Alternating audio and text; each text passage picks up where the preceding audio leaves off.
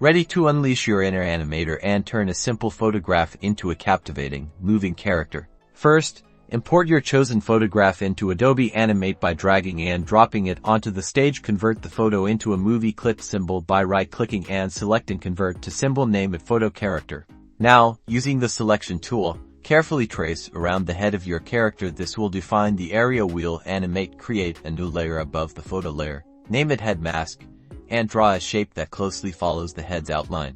Right-click on the head mask layer and select Mask. This links the mask to your photo layer, revealing only the area within the mask shape. Create a new layer above the head mask layer. Name it Eyes. Use the oval tool to draw shapes that match the size and position of your character's eyes. Convert these shapes to symbols as well, naming them Left Eye and Right Eye. On the Eyes layer timeline, insert keyframes every few frames. In each keyframe, slightly adjust the position or rotation of the eye symbols to create a blinking or looking around effect. Use shape tweening to animate these movements.